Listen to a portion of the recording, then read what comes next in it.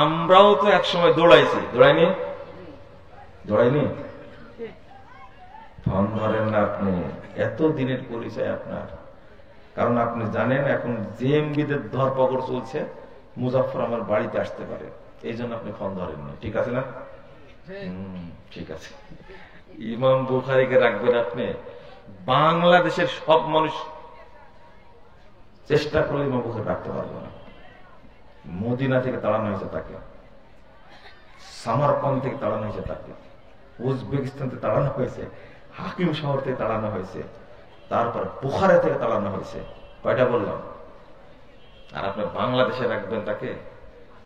অথচ ইমাম বুখারী এমন একজন মানুষ, তিনি বলছেন কাল কিয়ামতের মাঠে আমি আল্লাহর সামনে উঠব, কোন ব্যক্তি বলতে পারবে না যে ইমাম বুখারী মোহাম্মদ বিন ইসমাইল তিনি কারো গীবত করেছেন। বুঝেননি কথা? বুঝেননি মনে করেন, তাই না? এত বড় মাপের মুহাদ্দিস, আমিরুল মুমিনিন ফিল হাদিস। সহিহ বুখারী হুজুরেরা পড়ায় বাংলাদেশে, আর ইমাম বুখারীকে গালি দেয়। এটা কি জানেন আপনারা? 24 ঘন্টা গালি দেয়। ওই বুখারী পড়ায় বাংলাদেশে হুজুরেরা, আর ইমাম বুখারীকে গালি দেয়।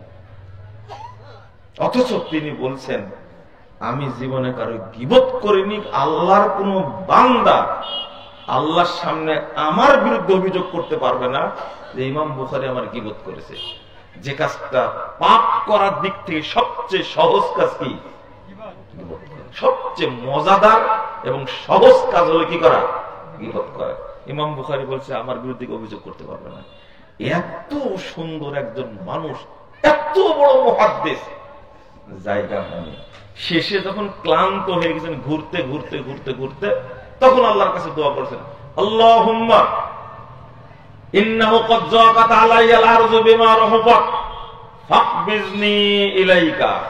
আল্লাহ, তোমার এই জমিনটা বিশাল, কিন্তু আমার জন্য 1 ইঞ্চি মাটিও বাকি নাই, সব সংকীর্ণ হয়ে গেছে, আমার থাকার জায়গা নাই। ফাকবিজনি ইলাইকা, আল্লাহ তুমি আমাকে তোমার কাছে উঠায় না। দোয়া যেদিনই করেছেন সেই দিন ইমাম বুখারী মারা গেছেন। আল্লাহ দুনিয়াতে রাখেন যে দুনিয়ার মানুষ এত খারাপ, আমার এই বান্দাকে রাখবো না, আল্লাহ উঠাই গেছেন। দোয়া করছেন। এত বড় মুহাদ্দিস থাকার কোন জায়গা? একটু গালি দেন না। ইমাম বুখারী লোকটা ভালো ছিল না, নাহলে কেমনে তাড়ালো তাকে? একটু গালি দেওয়া যায় না? আচ্ছা ইমাম বুখারীকে দিয়েন না তো, মরে গেছে অনেকদিন আগে, বাদ। জাকির নায়েক বেঁচে আছেন, একটু গালি দেন তো তাকে। এই লোকের ভাষাই ঠিক না, এই কৌশল বুঝে না। ইন্ডিয়া থেকে পালা একবার, আবার যায় কোথায়? সৌদি আরব, ওখান থেকে পালায়, যায় আবার দুবাই, ওখান থেকে পালায়, আবার যায় ইন্দোনেশিয়া, ওখান থেকে পালায়, আবার যায় মালয়েশিয়া। একটু গালি দেন তাই। এই লোকটা আসলে ঢংই ঠিক না, ওটা একটু বলা যায় না, গালি দেওয়া যায় না? দিয়েছেন তো আমাকে গালি, দেননি? গালি তো দিয়েছেন। আমি তো কারো পেশাব টানের যোগ্যতা রাখি না। জেলখানায় যখন গেলাম তখন আপনিই তো বললেন, তাই না? আহারে, জেলখানায় গেলাম, আপনার উচিত ছিল মানে উপকার না করলে ক্ষতি যেন না হয়, কিন্তু আপনি করেছেন কি? আমার যত দোষ সব মানুষের সামনে তুলে ধরেছেন, তাই না?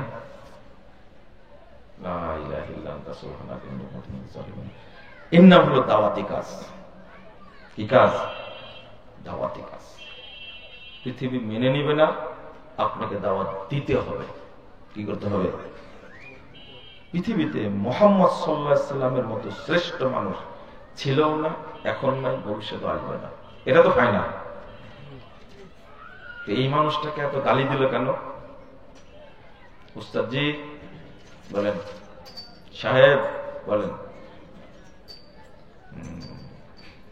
আপনি সুখ ভোগ করবেন জান্নাতে, আর দুনিয়াতে একটু আঁচড় খাবেন না, এটা কি হয়? হ্যাঁ, তাও বলছে কাঁটা, গোলাপ তুলতে গেলে কাঁটার বিষ খাওয়া লাগে একটু, বলেন তো এটা? খবরদার, জান্নাত পেতে হলে আপনাকে এমন কিছু আমল করতে হবে যার দ্বারা আল্লাহ আপনাকে জান্নাত দিবেন। কথা বুঝেন না? চুপসে যাবেন কেন? হাজার হাজার মানুষ, কোটি কোটি মানুষ আপনি গালি দিবে হক কথা বলার জন্য, আপনি থেমে যাবেন কেন? কেন থেমে যাবেন? আল্লাহ নবী কি পাগল ছিলেন? বলেন, পাগল ছিলেন? পাগল বললো কেন? মোহাম্মদ পাগল, শুধু পাগল। তাকে ঝাড়ফুঁক করানোর জন্য সিরিয়া থেকে একজন কবিরাজ নিয়ে আসা হয়েছে। কোথায় থেকে? সিরিয়া থেকে। বলছে, মোহাম্মদ তোমার কি কোন সমস্যা বলো তো? আমাকে তো হায়ার করে বোঝেন, টাকা দিয়ে চুক্তি করে দূর থেকে নিয়ে আসছে তোমার পাগলামি ছোটানোর জন্য। তুমি নাকি ভালো মানুষ ছিলে, সহিহ মুসলিমের হাদিস। তখন বলছে, আল্লাহ রাসূল বলছেন যে আচ্ছা ঠিক আছে, ইন্নাল হামদালিল্লাহ নাহমাদুহু ওয়া নাস্তাঈনুহু ওয়া নাস্তাগফিরু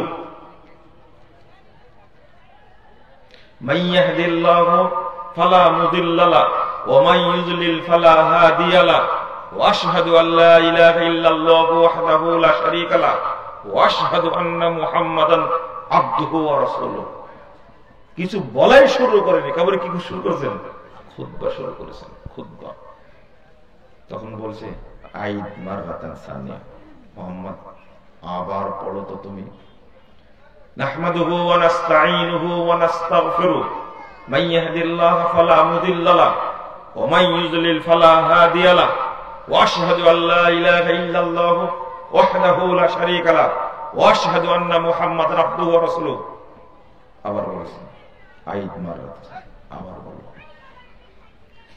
কিছু বলেইনি মুহাম্মদ সাল্লাল্লাহু আলাইহি ওয়াসাল্লাম, খুতবা শুনেই বলছে, এমন জায়গায় তোমার কথাগুলো ঢুকে গেছে যে জায়গায় কোনোদিন আমার কোনো কথা ঢোকেনি। আমি তোমার দিনটা গ্রহণ করতে চাই। মোহাম্মদ পাগল, মোহাম্মদ পাগল। কিন্তু আপনি কি মনে করেন? শুধু পাগল মনে করেন না, মোহাম্মদকে ভালো করার জন্য নিয়ে আসেন কোথা থেকে? টাকা দিয়ে কিনে নিয়ে আসেন। আবু জাহাল জিজ্ঞেস করছে, কি ব্যাপার, ঝাড়ফুঁক হয়েছে?